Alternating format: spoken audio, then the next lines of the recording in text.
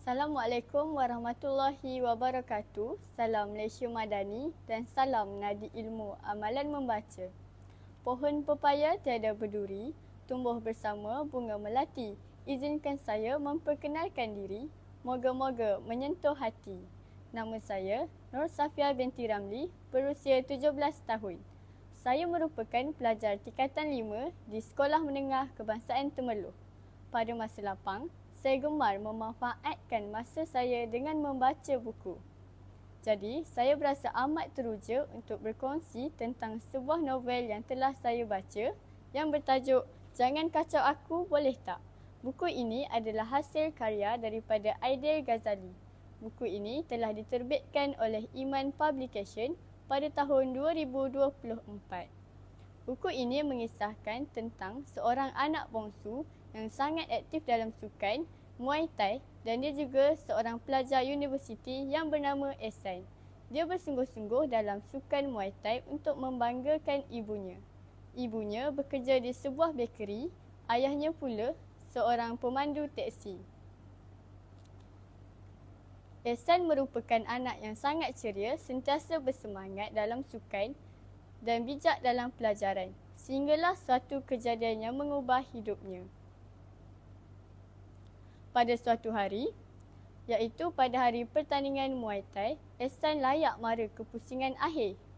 Namun, sebelum dia masuk ke gelanggang perlawanan akhir, jurulatihnya tiba-tiba datang kepadanya dengan muka yang agak cemas.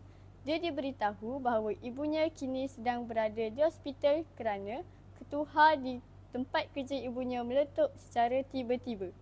Ehsan berasa sangat risau dan tanpa berfikir panjang, dia terus bergegas ke hospital tanpa mempedulikan lagi kemenangannya dalam sukan Muay Thai.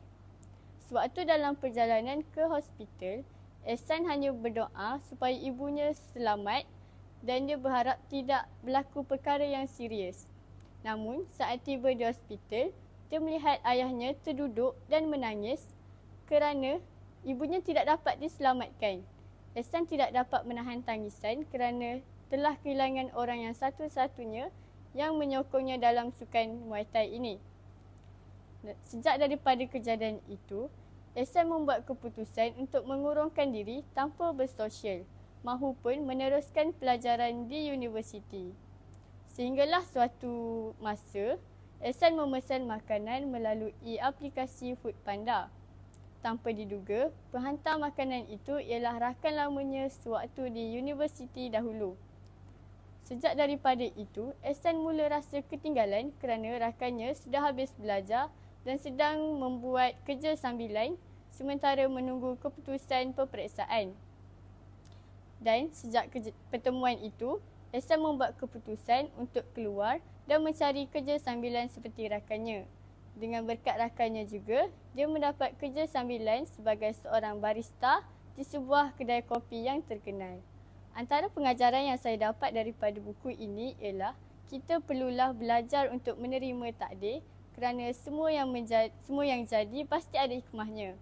Dan akhir sekali, kita perlulah berani untuk melangkah ke depan walaupun proses kita lambat berbanding orang lain kerana seseorang yang berusaha pasti akan berjaya. Sekian sahaja daripada saya. Terima kasih.